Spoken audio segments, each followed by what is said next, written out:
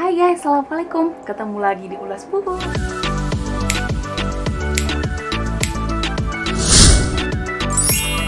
Seperti yang udah aku janjikan kemarin, kalau aku akan mengulas sebuah buku yang berkaitan dengan video sebelumnya. Video sebelumnya adalah Fresh Grad yang ditulis oleh Laili Mutamimah, dan dia disitu menjelaskan gimana sih gambaran seorang yang baru lulus kuliah untuk menjejaki ke dunia profesional. Gimana sih tantangannya, apa yang harus dihadapi, dan segala lingkup yang dipotret di sana. Nah, di sini aku akan share buku non-fiksi yang bisa menjadi pelengkap buku sebelumnya itu. Buku ini adalah buku yang cocok banget buat teman-teman yang sedang menjejaki karir dan gak tahu nih apa aja sih yang perlu disiapin, apa aja yang sekiranya akan teman-teman hadapi gitu ketika ingin memulai karir, terus siapa aja yang akan dihadapi dan lain-lain. Nah, bukunya ini sebenarnya udah aku baca di Gramedia Digital ini, tapi karena waktu itu aku ngerasa kurang greget gitulah. Kalau di Gramedia Digital kan kita nggak bisa screenshot, terus nandainnya pun nggak bisa sering kayak kita nandainin secara leluasa gitu loh. Jadi aku sampai bela-belain beli buku yang fisiknya nih. Oh ya, buku yang fisik ini ada yang menarik karena di sini ternyata ada sampul jaketnya gitu. Nih kalau dibuka begini. Nah, sebenarnya ada nih yang gininya doang, tapi karena aku mau punya ininya dan harganya sama juga, jadi kenapa nggak beli yang ada jaketnya aja gitu. Dan covernya lucu deh kan gitu, covernya lucu, terus warnanya harmonis gini antara jaket sama cover aslinya, terus isinya menarik gitu, ada beberapa halaman yang berwarna dan di layoutnya juga bagus gitu. Nah, kita langsung aja ngomongin bukunya. Lagi Probation karyanya Samuel Ray. Ngomongin isi buku ini. Jadi dalam buku ini, seperti yang sudah aku sebutkan sebelumnya, di sini ada banyak bab yang menceritakan secara detail apa aja sih yang perlu kita siapkan ketika kita memulai karir. Misalnya, aku sih ngerasain ya waktu pertama kali baru lulus kuliah, itu aku gimana sih caranya ngedesain CV yang bener gitu. Aku ngeliat di Twitter, oh ternyata kreatif CV itu semakin lucu, ada potensi diterima gitu, apalagi kalau kita kerjanya di dunia kreatif. Nah, kalau misalnya di perusahaan yang di luar dunia kreatif itu mesti ATS friendly gitu. Nah, sebenarnya sih harusnya kayak gimana? Di sini juga dijelasin apa aja yang perlu kita siapkan dalam CV. Salah satunya pasti data diri. Terus data diri itu terdiri dari apa aja. Nah, data diri ini seperti yang sudah teman-teman ketahui bahwasanya pasti berkaitan dengan informasi pribadi. Sebatas apa sih informasi pribadi yang perlu kita siapkan di dalam CV? Misalnya kayak nama pasti, gelar juga kalau misalnya teman-teman berhasil melampaui S1, cantumkan gelar, siapa tahu kan berkesinambungan dengan profesi yang kita apply. Terus juga alamat ini apakah perlu detail ataukah yang sekiranya mencerminkan kita di mana tinggalnya gitu. Ini berguna banget ternyata buat teman-teman, misalnya kalian apply di Jakarta, terus rumah kalian ternyata nggak di Jakarta, misalnya di luar kota, ada di Bandung. Nah, recruiters ini akan menilai gitu, apakah dia akan mengambil kandidat yang berasal dari luar kota. Kalau misalnya dari luar kota, konsekuensinya apa gitu. Di sini pentingnya. Terus nomor telepon, alamat email pasti banget tuh. Ditambah lagi kalau misalnya berkaitan dengan data pribadi gitu, yang perlu kita cantumkan adalah skill, otomatis pengalaman kalau misalnya kita udah punya pengalaman magang atau karya-karya yang pernah kita raih gitu, kita selesaikan dan kita publikasikan yang bisa kita jual dalam CV. Iya, dalam kata lain CV itu adalah tempat kita menjual diri, gimana kita mempromosikan apa yang menarik dari diri kita. Dalam tanda kutip ini adalah lebih kepada skill dan keterampilan, supaya ketika recruiters baca tuh, oh ini nih orang ternyata punya kemampuan yang cocok sama perusahaan, oh ternyata orang ini bisa nih ditindaklanjuti buat ke tahap selanjutnya. Nah, di sini tuh yang perlu kita persiapkan dalam CV. Karena kenapa? CV ini cara kita untuk mengetuk pintu perusahaan. Selain masalah CV, di sini juga diceritain tentang langkah selanjutnya kita ketika CV kita ternyata lolos ke tahap seleksi gitu. Apa aja sih yang biasanya terjadi? Nah, salah satunya adalah wawancara kerja.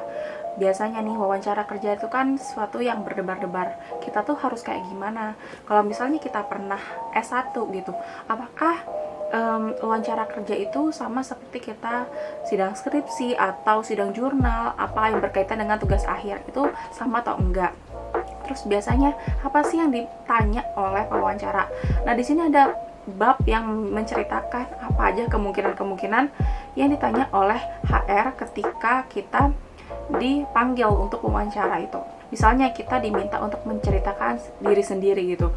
Seberapa banyak kita harus bisa menceritakan diri sendiri supaya si recruiter itu tertarik untuk memproses aplikasi kita ke tahap selanjutnya. Terus kalau misalnya kita ditanya, sebaiknya jawabannya kayak gimana? Di sini juga dikasih gambaran sih. Kalau menurut buku ini, yang namanya CV itu secara desain gak ada yang salah dan gak ada yang benar. Pokoknya itu secara informasi itu udah cukup ngejual dan kemampuan kita tuh cocok nggak sama perusahaan gitu. Tapi kalau misalnya wawancara, otomatis kita tuh nggak bisa yang kayak asal-asalan kayak kita melihat teman bicara kita tuh adalah teman sendiri. Ya, kita harus membawa diri seperti apa. Terus pertanyaan-pertanyaan yang biasa diajukan tuh apa aja. Dan kita sebagai orang yang melamar kerja, otomatis kita harus membawa diri kita semaksimal mungkin dan semenarik mungkin supaya kita berhasil. Selain masalah CV, wawancara, terus kita juga di sini dikasih tahu tentang tips-tips lainnya. Nah, tips lainnya ini juga didukung oleh background penulisnya sendiri gitu. Jadi kita nggak tiba-tiba kayak baca buku yang kaku banget, tapi kita di sini ada storytellingnya. Kayak di bab pertama itu penulisnya itu menceritakan tentang gimana sih sepak terjangnya dia ketika dia ingin apply kerjaan, apa sih yang membuat dia tuh struggle gitu, daya juangnya seperti apa. Di sini Samuel Ray ini menceritakan ketika dia nekat untuk keluar negeri sendirian ke Brasil sampai dia pindah ke Jepang, itu gimana dia pontang-panting mencari nafkah, dan dia membagikan opininya kepada orang lain bahwasanya minimal banget kita punya skill yang tidak menyusahkan orang lain gitu. Biasanya kan ada orang-orang yang kepentok sama gengsi gitu. Nah, di sini dia ngejelasin kayaknya ada tahap tertentu mendingan kita minimal banget nggak nyusahin orang lain, dan itu caranya adalah mulai terobos zona nyaman dengan mencari kerja. Nah, namanya mencari kerja, apalagi udah diterima di pekerjaan, itu bukan hal yang mudah gitu, bukan semata-mata gengsi punya titel tertentu, tapi kita di sana punya dedikasi, kita harus ada pengabdian yang sekiranya kita memberi dampak untuk perusahaan, baik secara finansial atau kemajuannya perusahaan itu sendiri. Nah, di buku ini juga kita dikasih motivasi dulu awalnya sampai dikasih tips-tips tentang pekerjaan itu, mulai dari CV, terus ditambah ada apa sih CV sebaiknya dikirim ke perusahaan yang kita inginkan, dan kalau udah dikirim ternyata apa sih langkah selanjutnya. Terus kalau misalnya mau tanya gaji sebaiknya di tahap yang mana ya? Ya kan ada banyak nih kasus dimana orang tuh nulis di body email mau lamar kerja tapi nggak sopan, misal kayak, "Gan, gue butuh kerjaan nih, nanya dong gaji di sana berapa ya?" Kayaknya ya aku nggak jadi HR aja udah kayaknya nggak bakal aku follow up deh nih lamaran ini. Sebaiknya kayak gimana sih, apa yang harus kita tonjolkan di dalam body email. Terus kalau misalnya mau nanya gaji, apakah dari awal? Di sini dijelasin nih kapan timing kita tahu gitu nanyain gaji, dan bagaimana kita negosiasi kalau misalnya gaji itu perlu kita diskusikan lebih lanjut kepada penerima kerja gitu. Jadi yang namanya etika kerja itu panjang, karena ibaratnya gini, HR itu mau menerima kita, ibaratnya dia sedang membeli sesuatu. Relevan gak sih kerjaan yang kita akan upayakan itu dengan gaji yang perusahaan harus kasih setiap bulannya. Nah, di situ tuh akan ada nego alot gitu. Dan di sini aku jadi tahu, oh ternyata yang namanya nego gaji itu bisa loh. Jadi menurut aku ini ngasih insight yang banyak sih. Terus juga di dalam buku ini tuh kita dikasih gambaran lagi nih tentang pengembangan diri, gimana caranya kita menentukan apa tujuan kita dalam berkarir. Petakan dulu mana minat dan bakat kita, mana yang kita nggak minat tapi mau kita apply, atau bakat kita gimana. Di sini ada peta-petanya gitu, menarik banget deh guys. Terus dalam buku ini juga kita tuh kayak dikasih tahu kalau misalnya harus menghadapi kegagalan, apa yang harus kita lakukan gitu. Dan masing-masing company itu beda-beda gitu loh guys. Jadi kalau misalnya teman-teman ada yang udah ngalamin bagaimana perpindahan dari satu company ke company yang lain, mungkin ada gambaran ya. Tapi kalau misalnya kita belum pernah nih sama sekali, atau kita baru lulus terus pengen terjun ke dunia kerja, itu kita akan berhadapan dengan company yang berbeda-beda, dengan karakter yang berbeda-beda.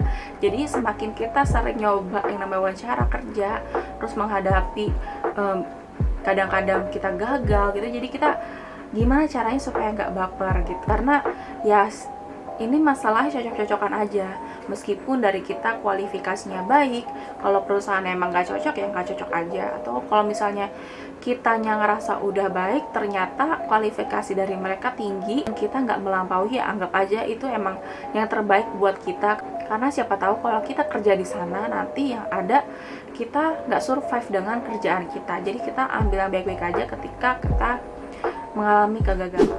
Selanjutnya nih, informasi buat teman-teman yang mungkin belum tahu gitu. Ini aku telat banget sih tahunya. Aku baru baca-baca setelah aku menjajaki dunia karir ya, dunia profesional. Aku baru tahu kalau misalnya probation itu maksimal banget 3 bulan sesuai undang-undang, dan di sini dicantumkan juga undang-undangnya, nanti aku insert juga. Dan dalam undang-undang itu bahwasanya probation itu tidak ada ininya, perpanjangannya. Jadi setelah 3 bulan itu seharusnya perusahaan punya keputusan gitu, apakah pekerja ini akan dilanjutkan atau tidak gitu. Nah, batasan itu perlu kita ketahui dari awal teman-teman. Misalnya kalau teman-teman dapat probation yang di atas 3 bulan, jadi teman-teman bisa nih melakukan nego karena ada basic undang-undangnya gitu, itu dipayungi oleh hukum. Nah, kalau misalnya teman-teman rasa keberatan, jadi bisa dikasih tahu sejak awal kepada pemberi kerja. Jadi menurut aku jangan sampai kita ke bawah euforia sampai akhirnya oke, aku terima-terima aja gitu, padahal kita punya payung hukum yang bisa menaungi para pekerja. Dan sebagaimana judul di sini lagi probation, masa-masa percobaan, masa-masa berjuang buat dinilai gitu berhak lanjut atau enggak. Nah, buku ini tuh nggak cuma relate buat yang fresh graduate, tapi juga yang masih menjejaki dunia karir gitu.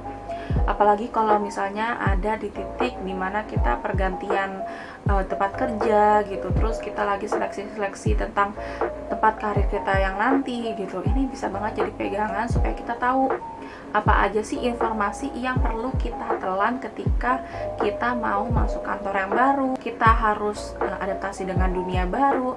Ini bisa banget jadi bekal buat kita gitu. Ini recommended sih dari aku, dan aku jujur banget aku ngerasa nyesel baru baca sekarang. Waktu itu aku kebetulan lagi probation di sebuah tempat, terus aku ngeliat buku ini di Gramedia dan aku ngerasa kayaknya aku nggak perlu deh baca, toh aku udah kerja gitu. Dan ternyata aku menyesal nih baru baca sekarang ketika aku udah melewati masa-masa itu gitu. Jadi menurut aku kalau kalian terutama yang baru mau kerja atau lagi di fase magang buat anak-anak kuliah, mendingan kalian beli buku ini. Ini recommended banget dari aku, highly recommended. Dan ada juga jaketnya gini, jadi kalian bebas pilih gitulah. Waktu itu aku beli di toko buku Gramedia. Jadi kalau misalnya kalian merasa ya aku malas banget nih ke toko buku, ya kalian silakan aja ke e-commerce, tinggal check out di official store-nya Gramedia, kayaknya ada deh buku ini. Dan pastikan bukunya bukan buku yang bajakan ya. Jadi buat menghargai kinerja orang-orang yang produksi buku-buku bagus begini, mendingan kalian beli buku yang asli gitu. Insya Allah recommended, dan ini bermanfaat buat jadi pegangan kalian. Aku sampai beli fisiknya karena aku gregetan gitu loh, kayak pengen ngasih tanda-tanda secara langsung, karena kalau digital kan nggak bisa ya. Gitu deh. Terima kasih banyak udah nonton video ini. Sampai ketemu di video selanjutnya. Wassalamualaikum warahmatullahi wabarakatuh.